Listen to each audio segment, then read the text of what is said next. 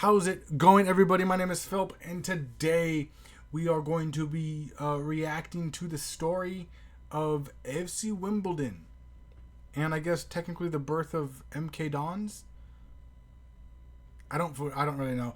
Listen, I know about the two teams in the sense of I've played FIFA, and I always take someone from League Two and try and bring them up and everything. I did the whole what Wrexham is going on, what's going on with Wrexham right now.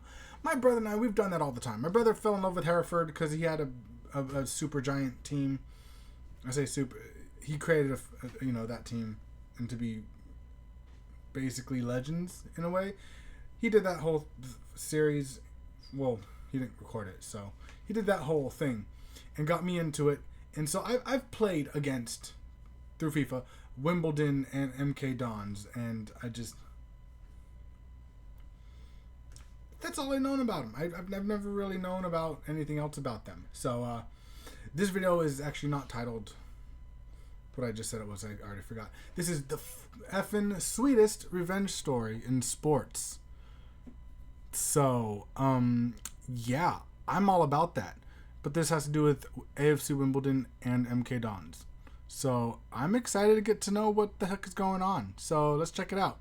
Here we go. Imagine your childhood club, the team your dad took you to growing up. Okay. Remember the shitty hot dog he bought you, the smell of the air, the sound of the crowd. Now it's not a great club, but it's your club, a scruffy underdog that took no shit from anyone, and every once in a while gave it to those pompous pricks who thought they owned the league. And on occasion, they would win. And now imagine, all of a sudden, some ungodly rich asshole who knows nothing about your sport buys and takes your team from you, takes your players, your stadium, and even your history, and moves them to a different city, gives them a different name, and tells you to like it. How'd that make you feel?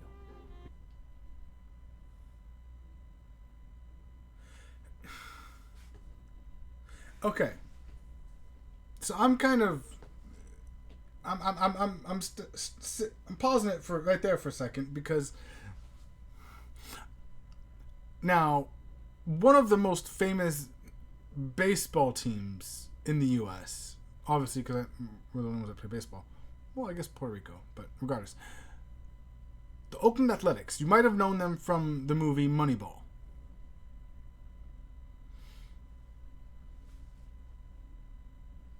This is exactly what's going on. I mean, he's not changing the name, but this is exactly what's going on. And for one, the A's are my team, which is why I'm so like, what the fuck? But okay, I'm gonna try not to go into a big ass rant or anything, but this is exactly what's going on in Oakland right now. Just lie down and take it? Or would you fight? This is the story of a small community that got fucked over hard, but instead of taking it, they said a big ol' fuck you to the ruling class and fought to bring their club back to life. And they were helped along the way by a world-famous YouTuber and 2 different football video games. But I digress. This is a video about AFC Wimbledon, and maybe the greatest revenge story in sports. Now, a story begins with a team called Wimbledon FC, which was founded in 1889. Remember that year for later. They're based out of a southern borough of London, and yes, it is where the famous tennis tournament is held, but they also play footy there. Their local club, Wimbledon FC, was an amateur side that lived in obscurity for most of its history. That was until the 80s, when seemingly out of nowhere, they became the Cinderella darlings of the Football League, taking themselves from the amateur leagues to the professional leagues and gaining promotion 4 times in 9 years to make it all the way to the top flight of English football. Damn. I will say that is the one thing that I absolutely love about the English pyramid. And just European pyramid. I'll say European pyramid because it's not just England that does it. So that's the one thing I love about the pyramid system, and something that I really wish that US would get a hold of. Because so that guy that I mentioned, well, I didn't mention him, but the guy that owns my baseball team, so that rich bastard also owns my American soccer team, so the football team, the San Jose Earthquakes. I might have to mention that later. mention something about him later. So just he's an asshole, and he should not own any sports teams. Basically, is what I'm saying. So the pyramid system would definitely get that motherfucker out of here, which would be perfect. The highlight of their fairy tale rise was making it to the FA Cup final in 1988. Unfortunately, they ran into an all-timer Liverpool side that were done breezing their way to a league title, or merely showing up to collect their domestic double versus a far inferior Wimbledon. Everyone thought it was a foregone conclusion. Everyone but the Wimbledon players. So Wimbledon won. Who were known by another name at the time, right? The Crazy Gang. And when you fight a crazy gang, you never know what's going to happen. It was a 0-0 contest for most of the first half, before Wimbledon nabbed a goal off of a set piece right before the halftime whistle. And from that point on, they defended their goal like a Swiftie defends Taylor. And they held on valiantly until the hour mark, when a penalty was awarded to Liverpool, and John Aldridge, who had bagged nearly 30 goals for Liverpool that season, stepped up, took a relaxed breath, and blasted it right. Only for Wimbledon's keeper and captain, Dave Besant, to save it. Notably, it came off the first line. ever penalty saved in a FA Cup final ever. Wow. Wimbledon would go on to hold on for what many consider is the greatest upset in FA Cup history. And as the final whistle blew, the BBC commentator proclaimed that the Crazy Gang had beaten the Culture Club. It was easily the greatest achievement in Wimbledon FC's history. That's really but cool, their FA though. Cup win would actually have a number of negative effects on the club for the years to come. The rapid rise in the 80s made them a relatively young professional side, and the owner claimed that he was losing money hand over fist. Thus, he was forced to sell off a lot of the best players. Then, the Hillsborough disaster occurred, which saw nearly 100 people killed in a horrendous human crush incident, and the subsequent Taylor Report would lead to a mandate that all modern football stadiums be converted to all-seaters. This was an issue because Wimbledon's home ground of Plough Lane had remained largely untouched since their non-league days, and converting it to an all-seater was deemed financially impossible by their owner at the time. So until they could secure a new stadium, it was decided that starting in 1991, Wimbledon would play their home games at Selhurst Park, the home grounds for Crystal Palace, about 6 miles away from Plough Lane. Initially, this was promised to only be a temporary solution until they could secure stadium development in Wimbledon, but they would remain sharing ground with Crystal Palace for over a decade. The team would fall in hard times, attendance fell through the floor, and the millionaire owner, failing to find any suitable solutions for a new stadium, decided to jump ship, selling the club to two Norwegian businessmen in 1997, who subsequently sold Plough Lane a year later to Safeway supermarkets. And that wasn't even the worst thing that would happen to them in 1997, as in the same year, a consortium led by ex-music promoter Pete Winkleman and backed by IKEA and Walmart were looking to get a I'm sorry. Your name is Winkleman? Dude. Now, obviously, I got childish humor, and obviously, I'm going to go straight to Tinkleman, right? But, like, that sucks. I mean, especially with. I'm going to. Retail development deal off the ground in Milton Keynes, a relatively new town created in northern Greater London to alleviate housing congestion in London. This retail development deal would include an IKEA, a super Walmart, and notably, 30,000-seater sports stadium, a stadium that's actually not worthy a bad of a Premier League team. The issue was their local team was playing in the 8th division of football at the time. Winkleman, who had self-admitted to not knowing a thing about football, came up with a scheme. Instead of doing a Wrexham and empowering a local Milton Keynes side to rise to the ranks of the English football pyramid organically and creating a team that the community could feel invested in, he thought, why not skip all that and just put an already established team in the stadium? Because in his mind, he could double dip. The big name team would attract locals to the new stadium, all the while bringing in the old fans of the team that he was relocating. And all of them combined would bring in more foot traffic for IKEA and Walmart. Yeah, I don't it think was so. a win-win-win. Yes, this man was the Michael Scott of sports ownership. Hey, whoa. Don't insult Michael Scott like that. Listen, I do love The Office, and I understand that Michael Scott wasn't the best of owners and whatnot. But even still, like, I think I'd rather work for Michael Scott than someone like this, or John Fisher, in the case of the Bay Area ass flap. Had absolutely zero fundamental understanding of how sports and fandom works. And with this ignoramus at its helm, this consortium began plotting on poaching a team to put in their shiny new stadium. Now, for many Americans watching this, You probably won't bat an eye because sports teams relocating happens all the time. Yeah, The it's Las Vegas ridiculous. Raiders were originally the Oakland Raiders, who became the LA Raiders before moving back and becoming the Oakland Raiders again, and Before now moving. have recently relocated for the 4th time to become the modern-day Las Vegas Raiders. Which they can't even get a home field advantage, which is hilarious to me. Like, their entire stadium, like, if you look at the fans, like, if the team... Okay, for example, the Raiders are black and silver. If there's a team that's, like, red, basically, the entirety of the stadium is going to be red with away fans, not home fans. And then because they need money, they're going to give you a fan experience that costs $30,000 in the parking lot. It's probably not even worth that. Sports franchising is so deeply ingrained in our culture that we probably don't even notice it. I'm sure many watching this overseas have heard of one of the most iconic American sports teams, the LA Lakers. Many might assume that they're called the Lakers because they're based in LA. Nope, they're also a franchise. The Lakers were originally based 2,000 miles away in Minneapolis, Minnesota, and they get their name from Minnesota's nickname as the land of 1,000 lakes. And I don't know if you've ever been to LA, not a lot of lakes. In fact, it's built on top of a fucking desert. So yes, we Americans are quite numb to the greedy machinations of our Sadly, billionaire kind sports of are. owners. But it's a very different story for our cousins across the pond. Sports franchising didn't exist there. It was, and is still seen as a dirty word, because their local football teams were built around the community that they were founded in, and the idea of uprooting them and planting them somewhere else in the country was considered blasphemous. It was taken to ripping the heart out of a city. But that was exactly this ex-music promoter's plan. He would gladly devastate an over 100-year-old football community, all in the name of Walmart. Now, he would offer his stadium to many clubs, but none of them took the bait wisely, so Winkleman switched up his tactics and started looking for more vulnerable targets. And that's when he put his sights on Wimbledon FC. Now, while Wimbledon had enjoyed a healthy stint in England's top flight, they were still hemorrhaging money. And to make matters worse, their new foreign owners stripped the club of most of their assets. And with attendance dwindling at Selhurst Park, Wimbledon FC seemed to be dying a slow death. It would all come crashing down at the end of the 2000 season, when, after 14 years on the top flight, Wimbledon would suffer relegation back down to the championship.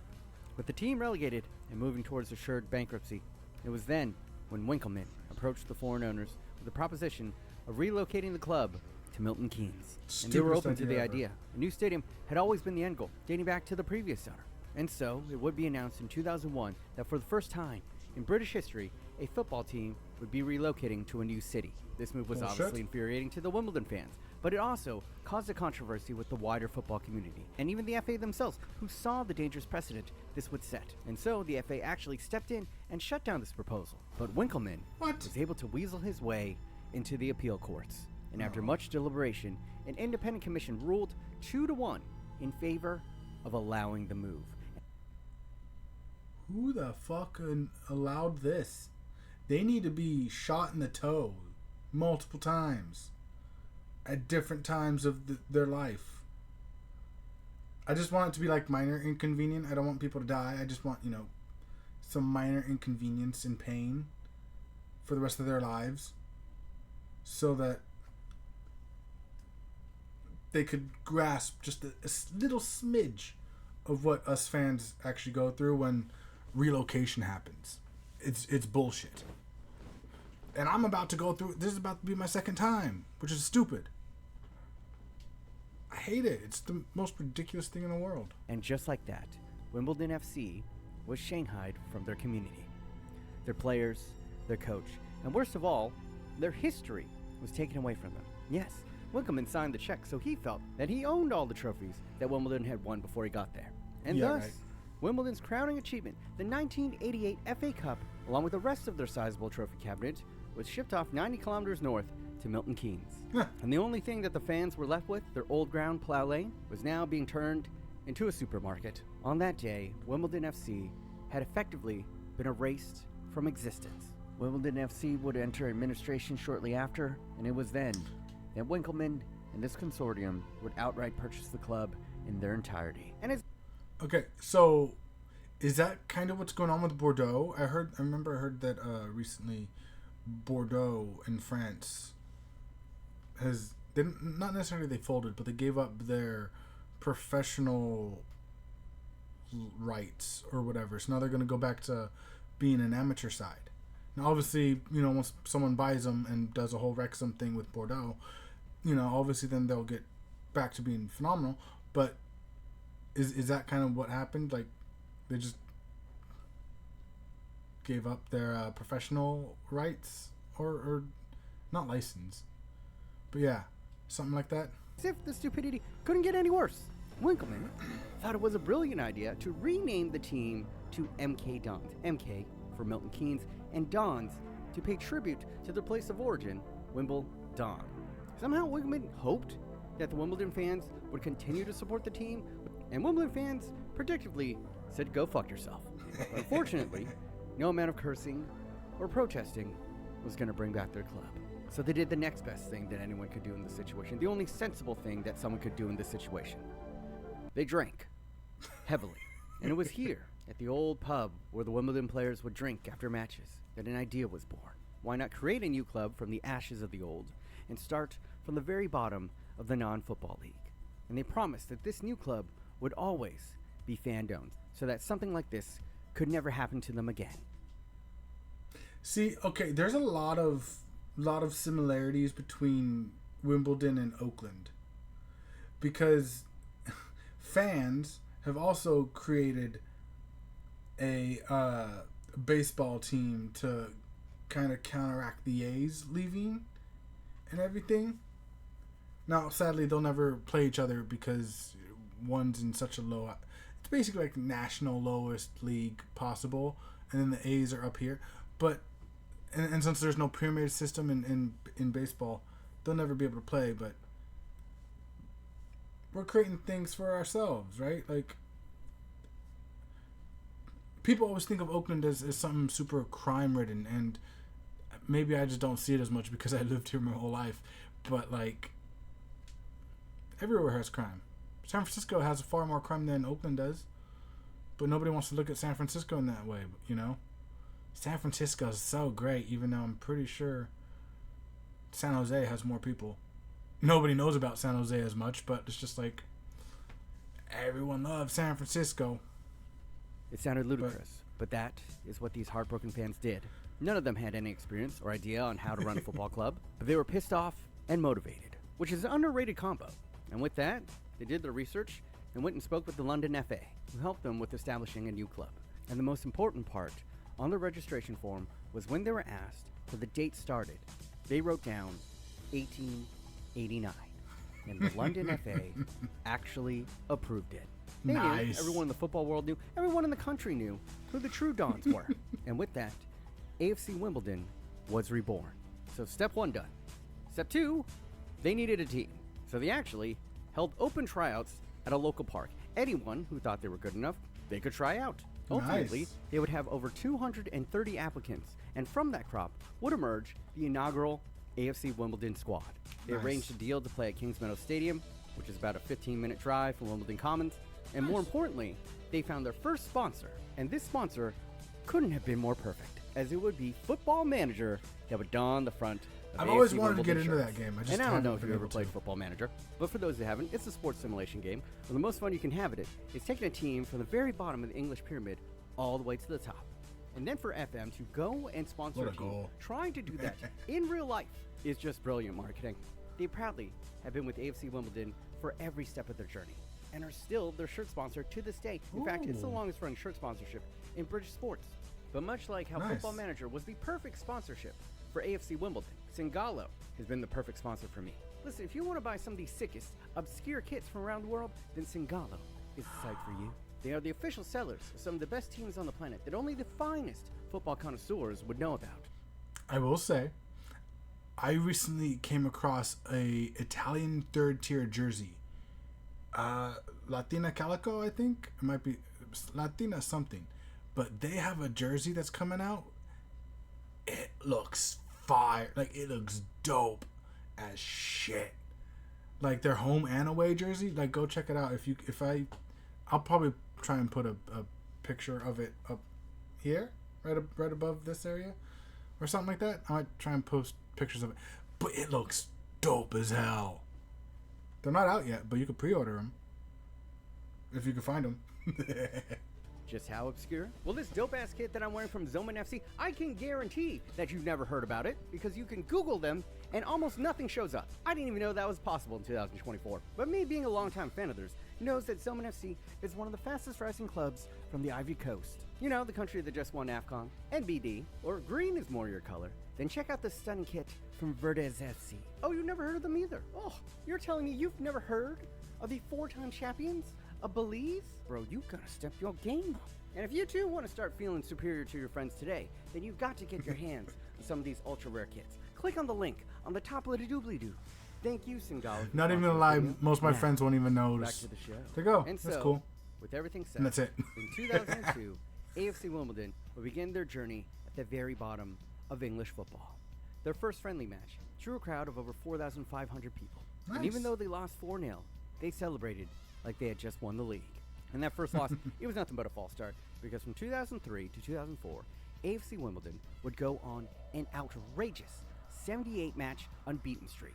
It was, Wow. and still is, the longest unbeaten streak in British football history. Needless to say, they flew up the ranks of non-league football, and in only 9 years, they were back in the professional tier of English football.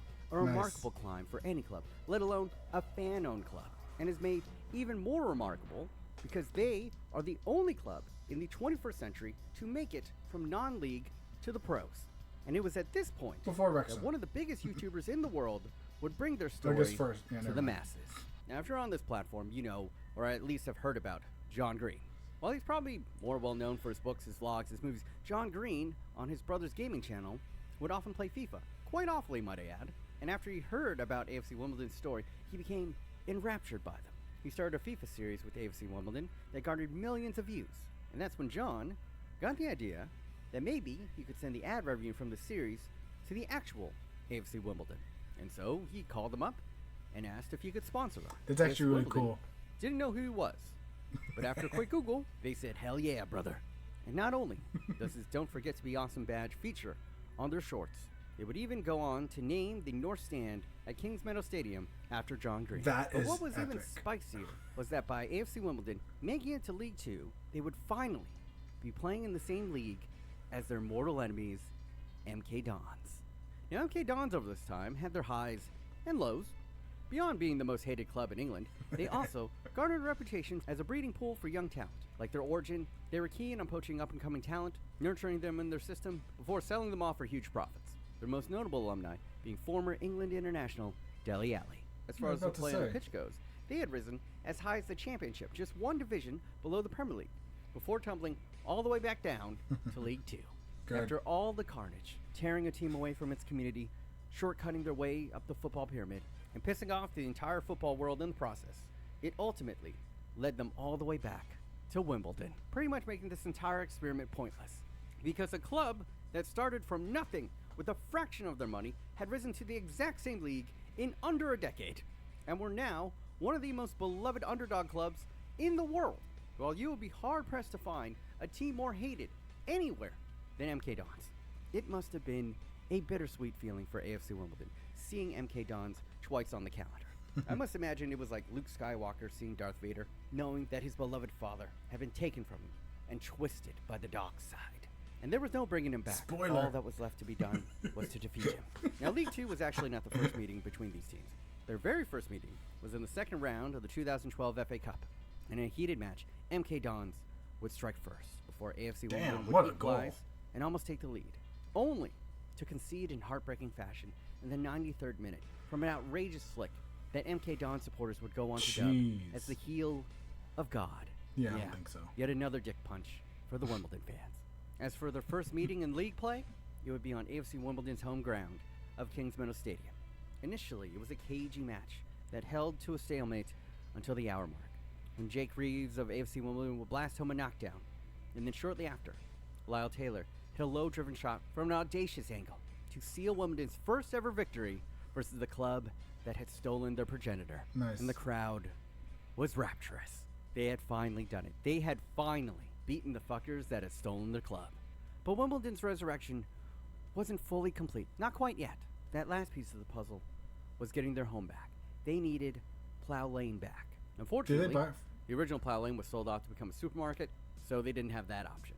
But Okay. they would secure a site of a former Greyhound stadium only 200 yards away from the original plow lane. And with funding mostly raised from AFC Wimbledon fans and a donation from a local business owner, a new plow lane stadium was constructed, eventually Okay. opening in 2020. Wow. Sadly, we all know what was going on in 2020, and no fans were allowed to attend their first matches played there. I will say, I do miss the social distancing from 2020. I miss it a lot. What made it worse was the fact that AFC Wimbledon had never beaten MK Dons at Plough Lane. In fact, after that first win versus MK Dons, AFC Wimbledon would never beat MK Dons again. In their 13 matches against each other, they had drawn 4 times, AFC Wimbledon won once, and MK Dons had won 8. Even with their team back, their history back, and their stadium back, MK Dons still owned them, at least on the pitch.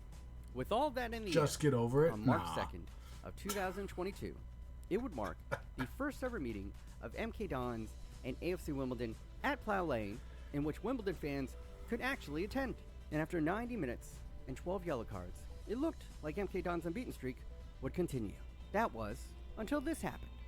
Back now to Reeves once again, stead high and forward. Brown now with the opportunity, players going up in the centre. Oh, there's a chance for Curtis. It's an on! Oh, Wimbledon! Yes! Yes! It's Ronan Curtis!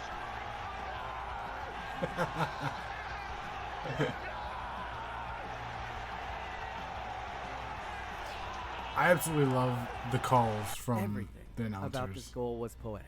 The lackluster effort from a mercenary fighting for a paycheck versus the freedom fighter reclaiming his homeland. And to win it right at the death of the game. Just like how MK Dons had hit them with the heel of God late. It was just a And in the chef's celebration kiss. with the ball As boy. Ronan Curtis swept it in, Plough Lane erupted into unrestrained elation. The FA Cup win might not have touched the heights of this singular moment. And as Curtis rushed toward the crowd, he picked up a child before being engulfed in a sea of humanity. This was for their community, their home, their club, and above all, this was for the people of Wimbledon. 22 years they had waited for this moment. Over 2 decades they had to be patient, start from nothing, scrape and claw their way back home. But finally they were vindicated, and everything had come full circle. The fans, the community of Wimbledon, were back at Plough Lane, and they had beaten the bastards that had once taken everything away from them. And I know this is cliche, but I don't think there was ever a more apt time to say that football won that day. MK Dons would eventually return all the history and trophies to AFC Wimbledon. Although Wow. Pete Winkelman, still being the complete douche that he is, claimed that AFC Wimbledon had no right to any of these trophies because technically they aren't Wimbledon FC.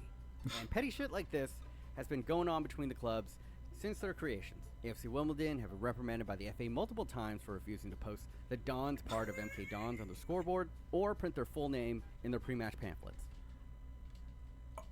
Maybe it's a solution, but why not post Milton Keynes and have that be the full name? That way there's not all that empty space and you could just say, well, we put the name up. Maybe not. Maybe still get fined or whatever, but I mean... And then there was the incident that occurred before this last glorious match, in which you can clearly see a Wimbledon player during pre-match warm-ups just blasting balls intentionally into the MK Dons crowd. I'm not going to say his name because Mama didn't raise no snitch, but God bless this man, whoever you are. And that is currently where the greatest revenge story in sports will end. For now, this rivalry is still quite young, and I'm sure a sequel video will be in order in a few years. Yo, honestly, Until then, thanks for watching. Thanks to Liam for helping me out edit this video. Thank you to all my patrons, keeping me alive and well.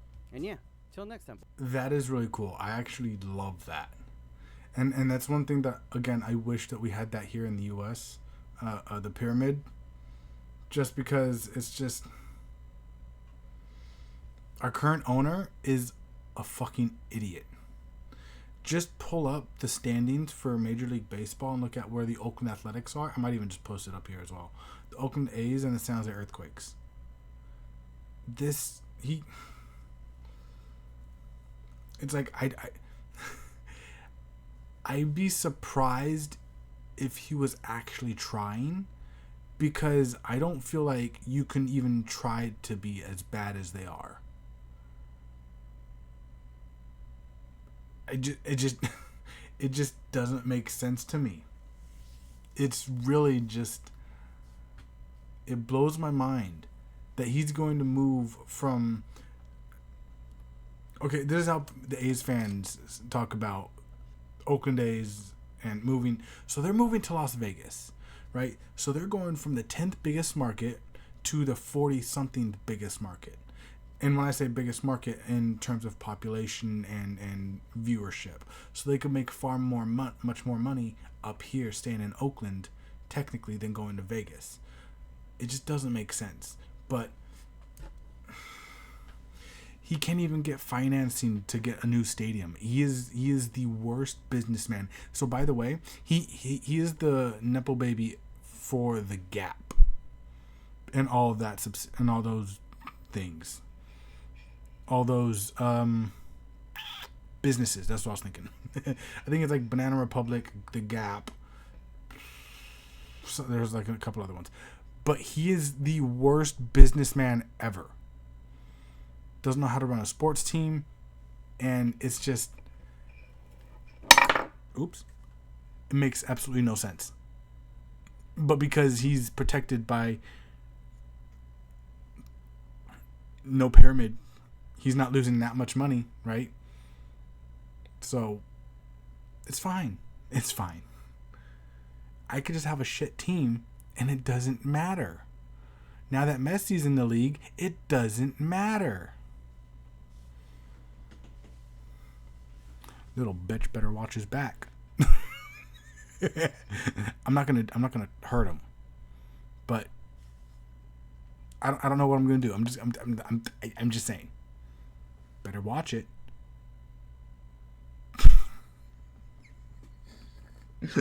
Anyways, thank you guys so much for watching. If there's other stories like this, it doesn't have to be English football. It could just be any sports, really any sport with a story like this. Let me know in the comment section below. I am all about learning about every sport, which I have another video coming up soon that has me learning about more other random sports. So keep your eye on that one. That will be quite interesting, I'm sure. So thank you guys so much for watching. Subscribe for more content just like this, and I will see you guys next time.